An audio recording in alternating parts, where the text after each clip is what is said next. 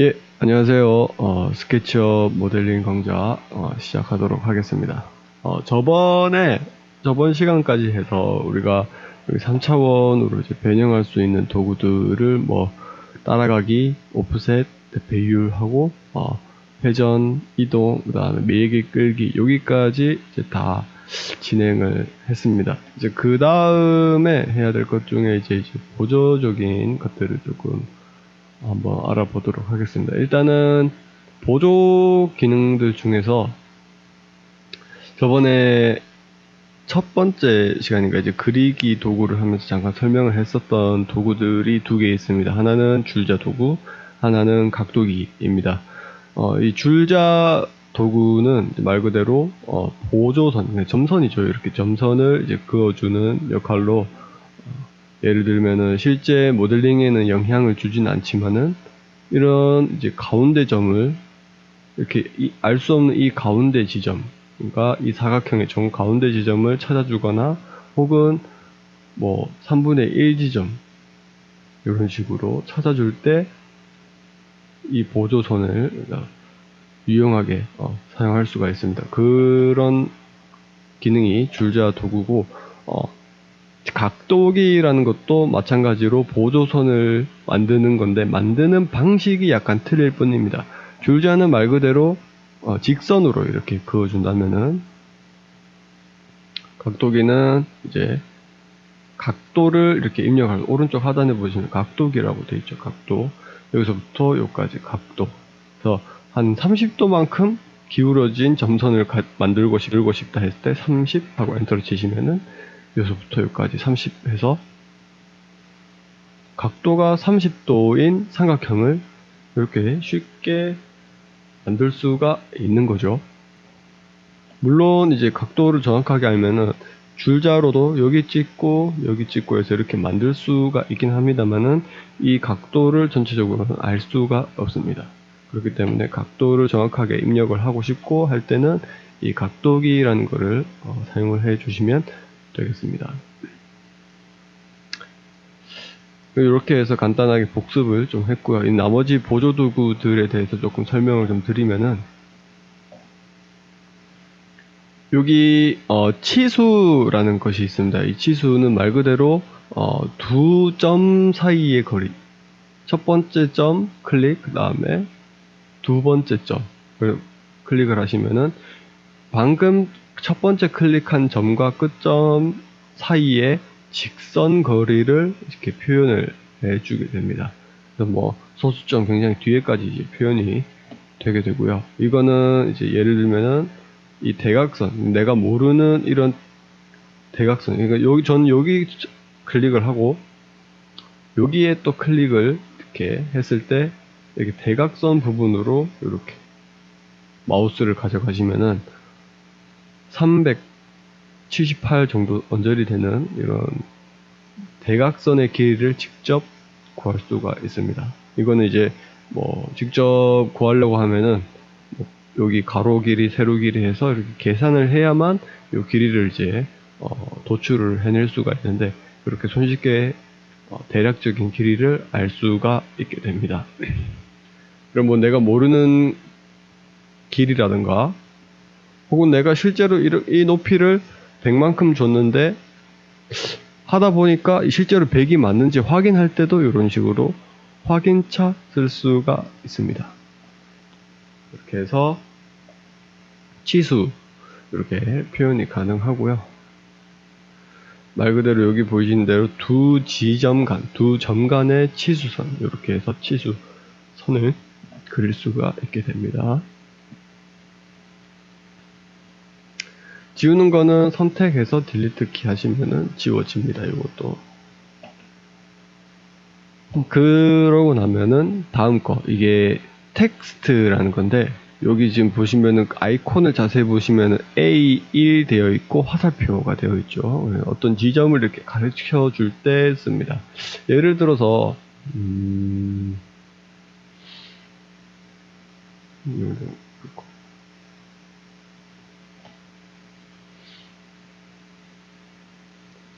예를 들면은 이제 요쪽에 이제 파여진 부분, 이 파여진 부분을 이제 뭐라고 이제 표현을 하고 싶다 할 때 텍스트를 클릭을 하고 이 부분에 마우스를 이제 가져가면은 보통은 여기에 있는 이 평면의 면적이 자동 계산돼서 나옵니다. 이렇게 곡선인 부분은 이 곡선, 자세히 보시면 곡선이 아니라고 했죠. 이 곡선 삼각형들의 이런 계산값들을 이제 표현을 해서 대충 이제 근사값으로 이렇게 표현을 해주는데, 넓이를 표현을 해주는데, 이 넓이 표현이 여기 보시면은 이런 식으로 더블 클릭을 하시면은 A 하고 클릭을 한번 하시면 여기가 A가 됩니다. A 지점이 예를 들어서 뭐 프레젠테이션을 한다던가 뭐 설명을 해줄 때 A 지점에는 뭐 어떤 재질을 써야 된다. A 지점에는 뭐 어떤 부분이 이제 결합되어야 한다. 뭐 이런 것처럼 표현을 해줄 수가 있게 도와주는 기능이 요 텍스트라는 겁니다. 그래서 이 텍스트라는 거는 이런 꼭지점, 면 이런 것들 다 되고요. 꼭지점에 클릭을 하시면 좌표 값이 뜨게 됩니다. 이제 X, Y, Z 좌표 값을 실제로 이렇게 바로바로 읽어낼 수가 있는데 이것도 뭐 B 하고 클릭을 하시면은 B가 되고요. 이것도 똑같습니다. 점을 클릭을 하시면은 이런 식으로 좌표가 나오게 되고요. 이 면을 클릭을 하시게 되면은 면적이 나오게 됩니다. 이 면적이 지금 64,000mm 제곱 정도 되고요.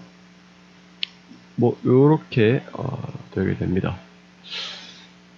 요 정도가 되는 것 같아요. 지수는 텍스트는 여기서 이제 보시면 되고, 그 다음에 있는 기능이 이제 3D 텍스트라는 겁니다. 3D 텍스트. 이 3D 텍스트라는 것은 클릭을 이제 하면은 이제 윈도우 창이 하나 뜹니다. 이제 3D 텍스트 배치라는 메뉴가 뜨고, 예를 들어서 이제 여기에 원하시는 텍스트를 입력을 할 수가 있게 되는 거죠. 예를 들면은 크리메이커라고 입력을 하고 글꼴을 원하시는 글꼴을 이렇게 찾아서 저는 궁서체로 하겠습니다. 궁서체로 하고 이렇게 각져 있는 부분이 많은 거는 이제 각이 좀 많기 때문에 주의를 해주시고 높이나 너비 요거를 이제 정해 주시고 그 다음에 배치를 해주시면 이런 식으로 크리메이커라고 3차원으로 두께가 나와져 있는 이 모형을 만들 수가 있습니다. 근데 좀 단점이라고 하면은 이렇게 겹쳐지는 부분이 있습니다. 겹쳐지는 부분. 이거는 글꼴 상에서 나타나는 거라서 어쩔 수가 없기 때문에 이거를 해제하려면 글꼴 자체를 다른 글꼴로 바꿔서 사용을 해주셔야 돼요. 여기도 지금 나와 있죠. 이렇게. 요게 뭐 단순한 거는 크게 문제는 없을 수가 있는데 이제 뭐 모델링 자체가 복잡해지거나 조금 더 응용해서 한다는 거는 조금 신경을 써 주셔야 됩니다. 그리고 다시 요 3D 텍스트를 보시면은 여기에 돌출이라는 게 있습니다. 돌출이라는 걸 누르고 이렇게 하시면은 여기 바닥 면만 나오게 됩니다. 바닥 면만. 이렇게 되면은 어떤 기능들을 쓸 수가 있냐? 다시 한번 좀 보여드릴게요. 3D라고 하고 여기에 배치를 하겠습니다. 그러고 나서 요거를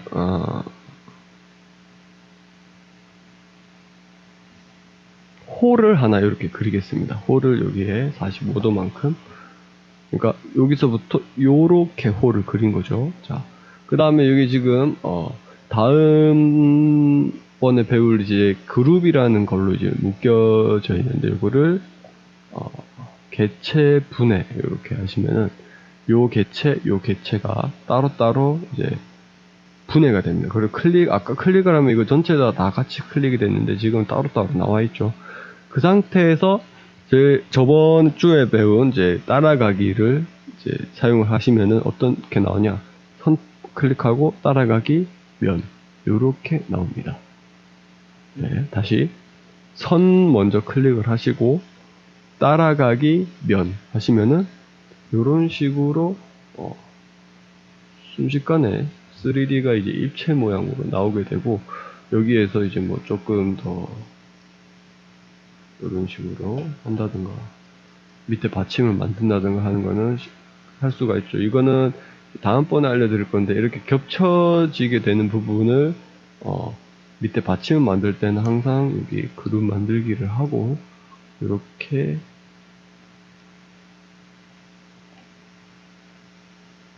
한 다음에 요거를 이제 뭐 밑으로 내려준다든가 올려준다든가 하는 방식으로 하시는 게 좋습니다. 그래서 이렇게 만들어지는 게 있는데, 이건 일단 요거는 나중에 한번 다시 알려드리도록 하고요. 지금 할 거는 이제 여기에 이 돌출이라는 거를 제거를 하고 했었다.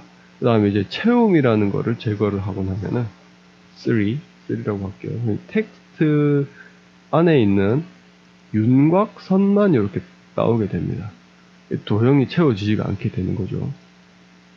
이렇게 해서 요 채움, 그 다음에 돌출, 그리고 뭐 요거는 이제 정렬이요. 정렬 맞춤이라고 되어 있는데, 이제 번역 자체가 조금 다르게 된 거라고 보시면 돼요. 이제 글 정렬 맞춤에서 가운데 정렬, 오른쪽 정렬, 왼쪽 정렬. 대부분 이제 왼쪽 정렬이 기본이고요. 그다음에 요거는 이제 뭐 볼드인 것 같아요. 굵기인 것 같은데 이 글씨체는 포함이 안 되는 것 같아요. 그래서 보통만 있고, 그다음에 뭐 이런 식으로, 뭐 요렇게 3D 텍스트라는 기능들을 조금 살펴봤습니다. 요런 기능들이 있다라는 거를 조금 알아주시면 되고요. 여기에 있는 이 마지막에 축이라는 거는 자주 사용하진 않습니다. 예, 어떨 때 사용을 하는가?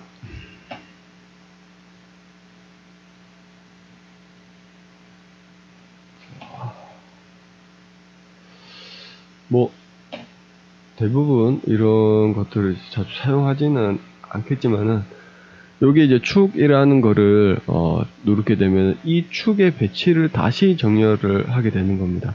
어떻게 정렬을 하냐? 여기에 뭐 대충 요 기준으로 파란색 먼저, 이렇게 파란색은 똑같이 위로, 그 다음에 뭐 이쪽으로 이렇게 빨간색을 잡아버리면은, 아까랑은 이제 다르게 이렇게 지금 반대로 됐죠. 요게 지금은 이렇게 봐야 작업이 가능한 거죠. 이렇게 했을 때 기본적으로 사각형은 아까랑은 다른 면을 기준으로 이렇게 작업이 되게 됩니다.